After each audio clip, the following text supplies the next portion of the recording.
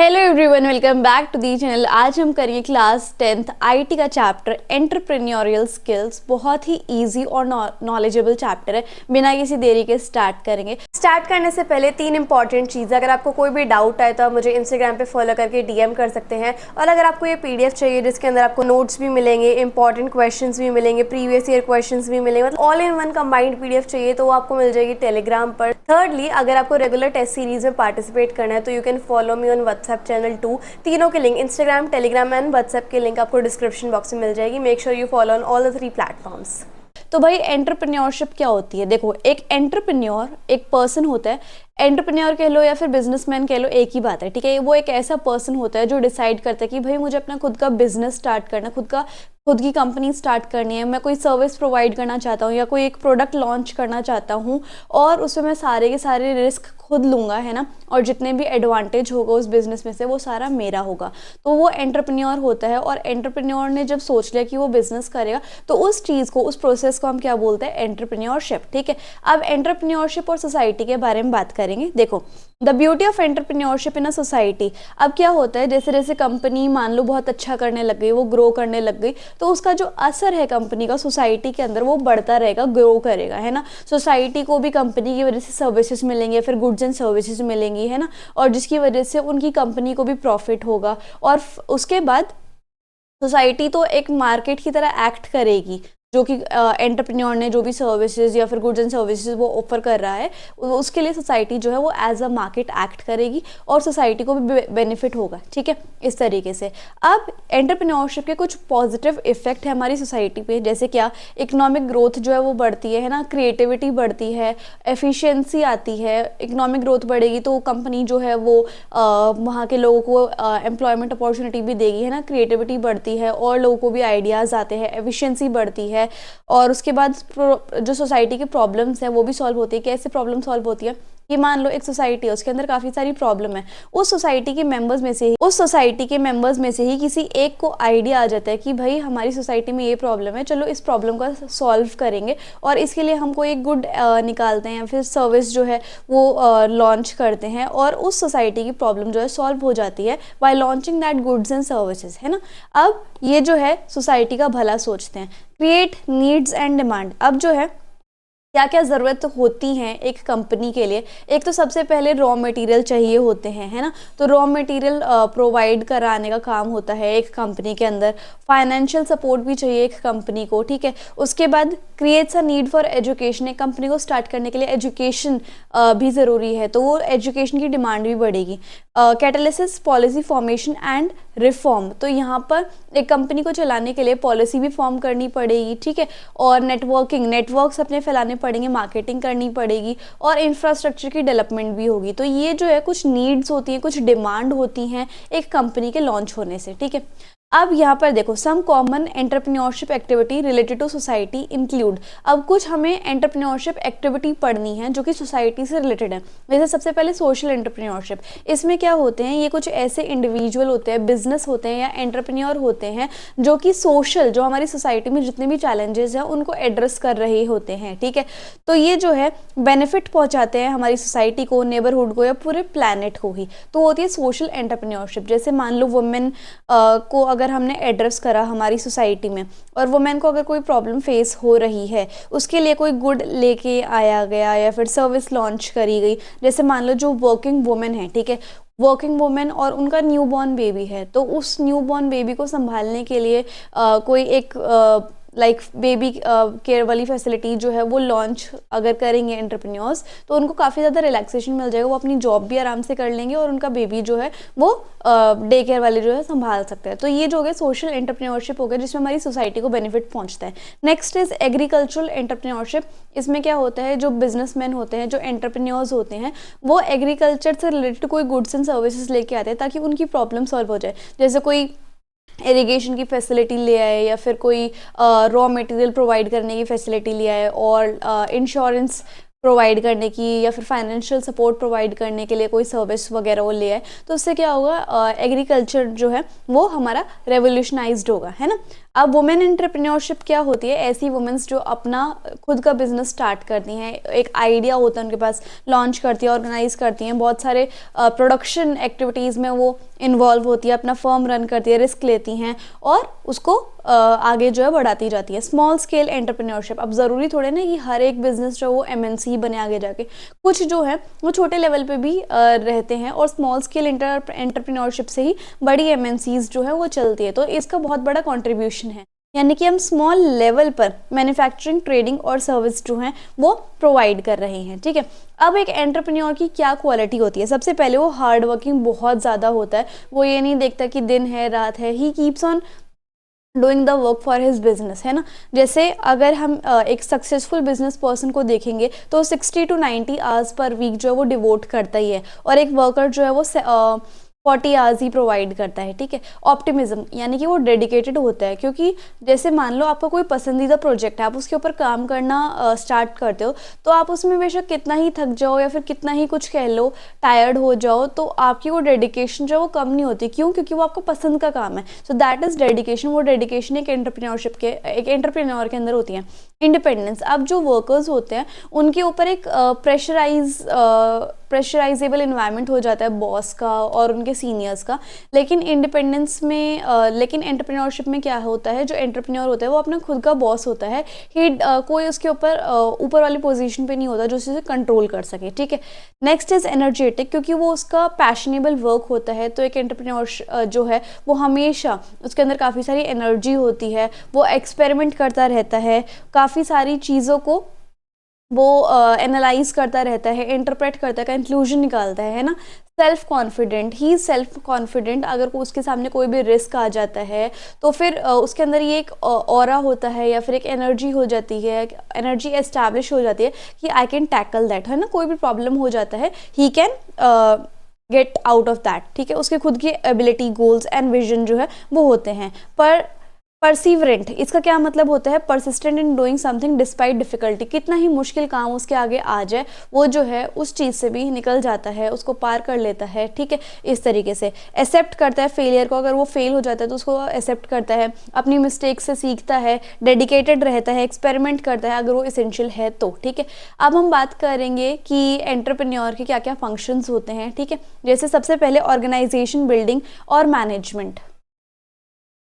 अब ऑर्गेनाइजिंग करना क्या होता है, एक तरीके से क्लासिफाई करना, ठीक है। अब यहाँ पर देखो, ऑर्गेनाइजेशन बिल्डिंग मतलब कि जो भी एक गुड को प्रोड्यूस करने के लिए जितने भी एलिमेंट्स लगेंगे, है ना, जितनी भी मशीनरी लगेंगी, उनको सबको अच्छे तरीके से कंबाइन कर देना और सारे के सारे रिसोर्सेज जो है अपने सेट रखना कि भाई जब भी हमें अपना गुड बनाना होगा या फिर सर्विस प्रोवाइड करनी होगी तो हमारा जो है काम एकदम रेडी रहे, हम प्रोड्यूस करते जाएँ फटाफट से, ताकि हमारा काम भी कॉस्ट भी बचेगा और लॉस भी नहीं होंगे और हमारा टाइम भी जो है वो बच जाएगा, ठीक है। अब एक एंटरप्रेन्योर जो है वो रिस्पॉन्सिबल होता है अपने खुद के बिजनेस के लिए, ठीक है। उसके अंदर उसको बहुत सारे एक्शंस लेने पड़ते हैं, जैसे कि फंडिंग देखनी पड़ती है और सारे प्रोडक्शन के लेवल्स को देखना पड़ता है, प्रोडक्शन स्मूथली हो रहा है या नहीं हो रहा है वो उसको देखना होता है, स्टाफ को हायर करना होता है। एंटरप्रेन्योर जो है वो बिजनेस को ग्रो भी करता है, ठीक है। रिस्क टेकिंग, अब रिस्क टेकिंग क्या होगा, जैसे कि एक बिज़नेस के अंदर बहुत सारे रिस्क आते हैं, कभी गवर्नमेंट की वजह से, कभी सोसाइटी की वजह से, कभी इंटरनेशनल अफेयर्स की वजह से, इकोनॉमी की वजह से, तो हर चीज़, और इंडियन मार्केट में भी काफ़ी मतलब कोई भी मार्केट है उसमें काफ़ी सारे फ्लक्चुएशंस आते रहते हैं, ठीक है। तो वो जो है हो गया रिस्क टेकिंग। अब जैसे पहले जो है कीपैड वाले फ़ोन होते थे, राइट, अब कीपैड वाले फ़ोन से अचानक से टच वाली टेक्नोलॉजी आ गई, तो वो ये जो मार्केट है वो डिवास्टेटेड हो गई। लेकिन अगर इसी मार्केट ने पहले ही अपॉर्चुनिटी को समझा होता कि ऐसा ऐसा भी कुछ लॉन्च होने जा रहा है और इन्होंने भी अपना कीपैड से टच के टेक्नोलॉजी को अडॉप्ट किया होता, तो वो रिस्क उन्होंने ले लिया और उसके बाद वो फुलफिल हो जाएंगे मार्केट में या फिर सक्सेसफुल हो जाएंगे मार्केट में, उनका वो भी सर्वाइव कर पाएंगे मार्केट में। तो इसलिए रिस्क टेकिंग जो है वो हर एक एंटरप्रेन्योर की रिस्पॉन्सिबिलिटी होती है कि वो रिस्क ले ताकि उसके बिजनेस को कोई लॉस जो है वो ना पहुंचे, ठीक है। Next is innovation. अब एक जो एंटरप्रेन्योर होता है वो इनोवेट करता है, नए नए आइडियाज़ या फिर नए नए गुड्स एंड सर्विसेज वो लेकर आता है अपनी मार्केट में, क्योंकि उसके माइंड के अंदर क्रिएटिविटी होती है, उसके माइंड के अंदर एक प्रोजेक्ट होता है कि इस प्रोजेक्ट के ऊपर मुझे काम करना चाहिए, इससे मैं जो गुड या फिर सर्विस जो है वो बनाऊंगा वो मेरी सोसाइटी को बहुत, या फिर सोसाइटी को या पूरे प्लैनेट को ही बहुत ज़्यादा फ़ायदा करेगी। तो उनके अंदर एक इनोवेशन की फीलिंग होती है, उनके अंदर एक इनोवेशन की चाह होती है कि हमें जो है इस प्रॉब्लम को एड्रेस करने के लिए कोई न्यू गुड एंड सर्विस जो है वो मार्केट में लॉन्च करना होगा, ठीक है। Next is promotional function. अब प्रमोशनल फंक्शन में क्या आता है, सबसे पहले तो एक कंपनी को स्टार्ट करने के लिए सबसे पहले दिमाग में आइडिया आता है कि भाई हम इस टाइप की कंपनी जो है वो लॉन्च कर सकते हैं, ठीक है। अब उस कंपनी का कंसेप्ट जो है एंटरप्रेन्योर के माइंड में आता है, और कैसे उसको रियलिटी में लेके आया जाए, उस प्लान को कैसे हम रियलिटी में लेकर आएंगे, उस कंपनी को कैसे हम रियलिटी में लेकर आएंगे, वो सारी चीज़ें वो सोचता है, लिखता है। अब उसको फंड करने के लिए पैसे कहाँ से आएंगे, रिसोर्सेज कहाँ से आएंगे, मार्केट को उस चीज़ की ज़रूरत है या नहीं है, उसमें से प्रॉफिट आएगा या नहीं आएगा, वो सब चीज़ें जो है मार्केट जो एंटरप्रेन्योर है उसके माइंड में आती हैं। डिटेल्ड इन्वेस्टिगेशन, उसके बाद उसके माइंड में आइडिया तो आ गया, लेकिन उसे इन्वेस्टिगेशन भी तो करनी पड़ेगी कि जो गुड एंड सर्विस या जो मेरा आइडिया है वो मार्केट में चलेगा या नहीं, उसमें आगे कुछ स्कोप है या नहीं, है ना। तो इन्वेस्टिगेट करता है और इसके कॉम्पिटिटर्स कौन कौन है। उसके बाद अगर उसका सब कुछ ओके है तो वो अपनी रिक्वायरमेंट्स देखेगा कि मुझे कितने पैसे की ज़रूरत है, कितनी मशीन्स लगेंगी, कितने लेबर लगेंगे, ठीक है, और मुझे वो जो चीज़ है वो कहाँ से, मतलब मुझे लेबर कहाँ से मिलेंगे, और मुझे सप्लायर्स कहाँ से मिलेंगे, मैं मार्केटिंग कैसे करूँगा, इसकी टारगेट मार्केट कौन सी है, कितना मार्केट साइज़ है, सारी रिक्वायरमेंट वो जो है देखेगा। Next is financing. अब पैसा जो है, पैसे से ही सब कुछ होता है, ठीक है। अब वो पैसा जो है वो कहाँ से आएगा, मैं जितनी कैपिटल लगाऊंगा, या फिर शेयर्स से करूँ मैं, या फिर बैंक जाऊं, या फिर किस किस सोर्सेज से, इन्वेस्टर के पास जाऊँ, किस किस सोर्स से पैसा आ सकता है, तो वो जो है फाइनेंसिंग, ठीक है। Next is managerial function. Managerial function में क्या होता है, इसके अंदर बिजनेस स्टडीज़ वाला ही कंसेप्ट आएगा, है ना। सबसे पहले आएगा प्लानिंग। आपको जो है मतलब एक एंटरप्रेन्योर को सब कुछ प्लान करना पड़ता है कि अभी वो कहाँ पर है और वो किस पोजीशन पे जाना चाहता है, और उस पोजीशन से जाने के लिए, उस पोजीशन पे जाने के लिए उसको क्या क्या करना पड़ेगा, क्या क्या एक्शंस लेने पड़ेंगे, वो सारी प्लानिंग जो है वो मैनेजरियल फंक्शन के अंदर आती है। What, when, how and who, कि मतलब क्या हम स्टार्ट करेंगे, कब हम स्टार्ट करेंगे, कैसे करेंगे और कौन करेगा, ये प्लानिंग में होती है। ऑर्गेनाइजिंग मतलब कि प्लानिंग के अंदर जितनी भी चीज़ें हैं उनको इकट्ठा कर लेना कि कौन कौन सी मशीन, कौन कौन से स्टाफ लगेंगे, कौन से मेरे गोल्स एंड ऑब्जेक्टिव्स हैं जो मुझे अचीव करना है, जो मेरे हर एम्प्लॉय को अचीव करना है, ये सारे। डायरेक्टिंग का मतलब क्या है, जब हम कंपनी के मेंबर्स को हायर कर लेते हैं तो कंपनी के जितने भी एम्प्लॉयज़ होते हैं उनके ऊपर उनको मॉनिटर करना, उनके एक्शंस को देखना, ठीक है, कि वो अच्छे से कर पा रहे हैं या नहीं कर पा रहे हैं, जो हमने प्लान किया था उसी के हिसाब से सब कुछ एग्जीक्यूट हो रहा है या नहीं हो रहा है। Next is staffing. स्टाफिंग क्या होता है, हमें सबसे पहले डिसाइड करना होता है कि हमारी कंपनी में कितने लोगों की ज़रूरत है ना, और उनको हायर करना है, कहाँ से हायर करना है, उनकी प्लेसमेंट करानी है, ट्रेनिंग देनी है, और उसके बाद उनका प्रमोशन कराना है, पेरोल होगा, अप्रेजल्स होगा, तो ये सारे स्टाफिंग के अंदर आते हैं। अगला है लीडरशिप। लीडरशिप क्या होता है, एक एंटरप्रेन्योर जो है लीडर की तरह एक्ट करता है, जो कि डायरेक्ट करता है अपने मतलब एम्प्लॉयज़ को, मॉनिटर करता है, इन्फ्लुएंस करता है, मोटिवेट करता है, गाइड करता है कि आपको कैसे कैसे वर्क करना है।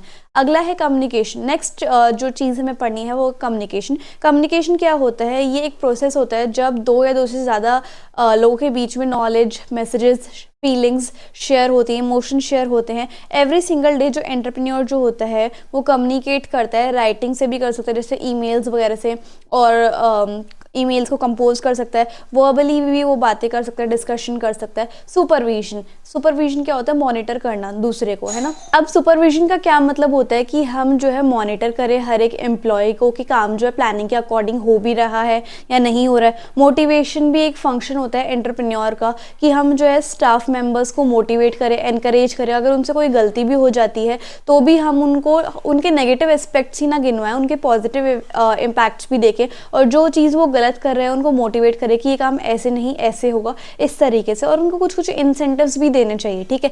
Next is coordination. कोऑर्डिनेशन भी एंटरप्रेन्योर का एक फंक्शन होता है कि उसे हर चीज़ के साथ कोऑर्डिनेट करना चाहिए, एम्प्लॉयज़ के साथ कोऑर्डिनेट करना चाहिए, स्केड्यूल के साथ कोऑर्डिनेट करना चाहिए, इस तरीके से। कंट्रोलिंग। कंट्रोलिंग क्या होता है, ये भी एक नेसेसरी फंक्शन है, मैनेजरियल फंक्शन है एंटरप्रेन्योर का, कि वो जो है कंपनी के रूल्स एंड पॉलिसीज़ जो है वो सेट करे और उसके बाद से उन रूल्स एंड रेगुलेशंस के अकॉर्डिंग ही पूरी कंपनी में काम हो, ये वो इंश्योर करे। नेगोशिएशन क्या होता है, एक एंटरप्रेन्योर को टर्म्स एंड कंडीशन सेट करनी चाहिए बिजनेस के इश्यूज़ के लिए, कि अगर जो पेमेंट होगी हर एक एम्प्लॉय की वो कब तक जाएगी, अगर कोई बीच में से ही चला जाता है जॉब को छोड़ के, उसको पेमेंट मिलेगी या नहीं मिलेगी उस मंथ की, है ना।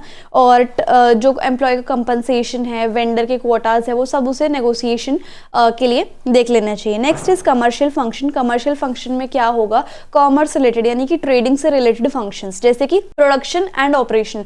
जितने भी प्रोडक्शन हो रहे हैं हमारी कंपनी के अंदर, जितना भी गुड्स बन रहे हैं उनको देखना, ऑपरेशंस को देखना कि हर चीज़ जो है वो ठीक से प्रोड्यूस हो भी रही है, यानी क्वालिटी के साथ कुछ दिक्कत तो नहीं आ रही है, मशीन्स इफेक्टिवली वर्क कर रही हैं या नहीं, और स्टॉक जो है वो ज़्यादा तो नहीं बच रहा है, सब कुछ बिक रहा है या नहीं, इस टाइप से। फाइनेंस एंड अकाउंटिंग देखना, कहाँ पे कितनी ट्रांजेक्शन हो रही है, कितना इनफ्लो है कंपनी का, कितना आउटफ्लो है कंपनी का, है ना, और किससे कितना लिया है, कितनी हमारी लायबिलिटीज़ है, कितनी हमारी एसेट्स हैं, तो पूरा अच्छे से बैलेंस करना। मार्केटिंग यानी कि हम जो है कितना ज़्यादा एडवर्टाइजिंग पे पैसा लगा रहे हैं, एंटरप्रेन्योर ये भी देखेगा, और कहाँ से मैं एडवर्टाइज़ करा रहा हूँ, कितने पैसे में वो एडवर्टाइज़ करा रहा हूँ, उससे कितना रिजल्ट आ रहा है, इस तरीके से। ह्यूमन रिसोर्स मैनेजमेंट का क्या मतलब होता है कि एचआरएम एक टाइप का डिपार्टमेंट होता है कंपनी के अंदर, जो कि ये देखता है कि हमारी कंपनी में कितने लोगों की ज़रूरत है, कितने स्टाफ की ज़रूरत है, कितने वैकेंसीज़ हैं, उनको हमें हायर करना है, उनका स्क्रीनिंग करनी है,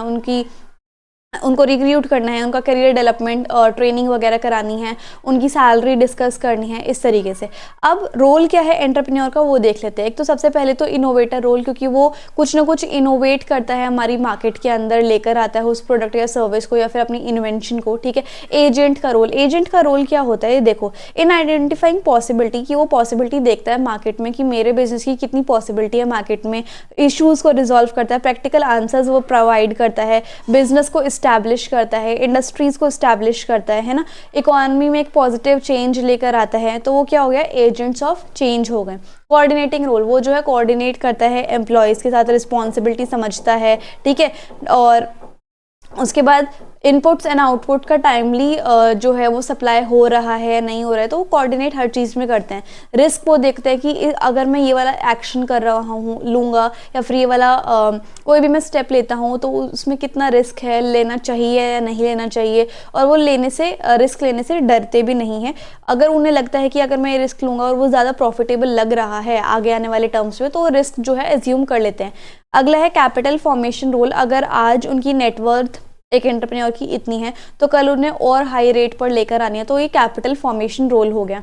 इमिटेटिंग रोल क्या होता है, अब जो है जैसे डेवलप्ड नेशन में जो चीज़ें, जो आइडियाज़ काफ़ी अच्छे चल रहे हैं, उन आइडियाज़ को कॉपी या अडेप्ट करके कभी कभी एंटरप्रेन्योर्स जो है वो अंडर डेवलप्ड कंट्री में लेकर आते हैं, ताकि यहाँ पर भी वो आइडिया जो है वो चल जाए। एम्प्लॉयमेंट जनरेशन रोल, अगर एक कंपनी जो है वो इंक्रीज़ करेगी, बढ़ेगी, तो फिर वो और भी ज़्यादा हायर करेगी, सोसाइटी में एम्प्लॉयमेंट अपॉर्चुनिटी बढ़ेगी और अनएम्प्लॉयमेंट की जो प्रॉब्लम है वो सॉल्व भी हो जाएगी। स्टेटस ट्रांसफॉर्मेशन रोल, इसमें क्या होता है, the number of employees employed by entrepreneur are growing. तो जो एम्प्लॉय है, जब उसने ज्वाइन किया था तब उसका स्टेटस इस लेवल पे होगा, लेकिन जैसे जैसे उसे सैलरी मिलती जा रही है, ठीक है, तो उसका लेवल कहाँ पहुँचेगा, यहाँ पहुँचेगा। ऑब्वियस सी बात है, उसका फाइनेंशियल स्टेटस इंक्रीज होगा, तो वो ट्रांसफॉर्म करेगा ना, उसकी जो लाइफस्टाइल हो गई वो बेटर होगी। बैलेंसिंग रोल, वो एक एंटरप्रेन्योर पहले स्मॉल होगा, माइक्रो होगा, स्मॉल स्केल बिजनेस होगा, सारे सेक्टर्स को सपोर्ट करेगा, उसके बाद और जिस भी रीजन में वो अपना सेटअप करेगा उसका उस रीजन का डेवलपमेंट होगा, प्रमोशन होगा, है ना।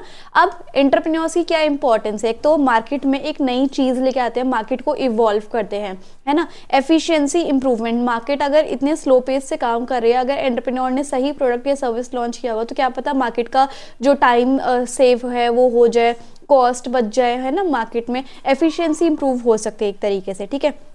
न्यू मार्केट आ सकती है, एक प्रोडक्ट से या फिर एक सर्विस से एक न्यू मार्केट जो है हमारी बन सकती है इकोनॉमी में, न्यू वैल्यू सेटअप हो सकती है। क्या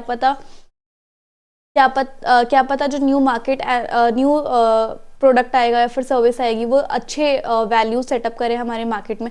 अब मिथ्स पढ़ते हैं हम कुछ एंटरप्रेन्योरशिप के। मतलब मिथ्स क्या होते हैं कि एक तरीके से अंधविश्वास टाइप, ठीक है। तो इसमें क्या होता है, entrepreneurs are born in a certain way. कुछ लोग मानते हैं कि बिजनेसमैन तो जो है वो एक अलग ही दिमाग से पैदा होते हैं, इसलिए वो खड़ी कर पाए कंपनी, बट ऐसा नहीं होता है। वो बहुत रिसर्च करके आते हैं और धीरे धीरे जो है अपनी कंपनी को बड़ी करते हैं। Great ideas are what make entrepreneur. Great ideas की वजह से ही एंटरप्रेन्योर बनते हैं। ऐसा ज़रूरी नहीं है जो बिस्लेरी के मालिक हैं उन्होंने वाटर का यूज़ करके ही इतना बड़ा कंपनी से इतनी बड़ी कंपनी सेटअप की है, तो that is also great idea. But ये जो आइडिया है वो उसमें इतनी ज़्यादा बड़ी इनोवेशन जो है वो नहीं लगी, ओनली दिमाग का यूज़ हुआ है, ठीक है।